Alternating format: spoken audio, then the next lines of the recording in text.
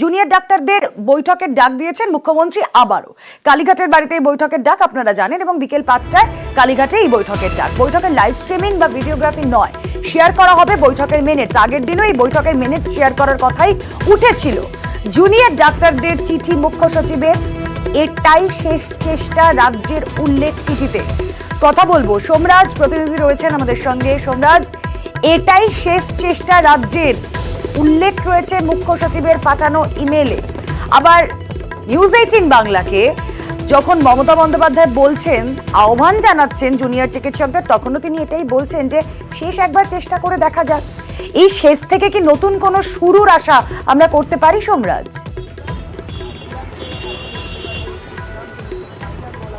অবশ্যই জুনিয়র ডাক্তাররা আজকে বৈঠকে যোগ দিলে জট কাটবে বলে মনে করছে প্রশাসনিক মহলে, আর সেই কারণেই আজকে শেষ চেষ্টা করা হয়েছে রাজ্য সরকারের তরফে। মূলত জুনিয়র চিকিৎসকদের মুখ্য সচিবের তরফে ইমেল করা হয়েছে।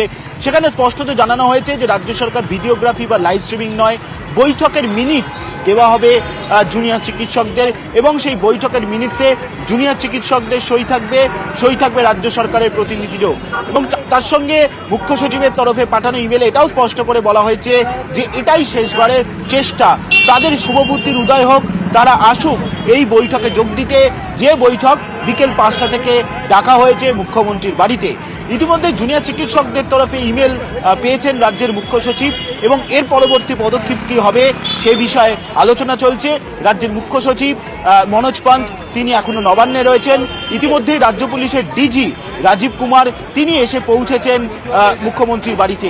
ফলত সব মিলিয়ে এখন দেখার জুনিয়র চিকিৎসকদের এই বৈঠকে যোগ দেওয়া, তারা আসেন নাকি, এবং সেক্ষেত্রে এলে তাদের তরফে কি কি দাবি পেশ করা হয় মুখ্যমন্ত্রীর সামনে। কিন্তু রাজ্য সরকারের তরফে বারবার আলোচনার বার্তা। সোমরাজ, তুমি আমাদের সঙ্গে থাকো, আজ বিকেলের এই বৈঠকের দিকে আমাদের প্রত্যেকের নজর রয়েছে।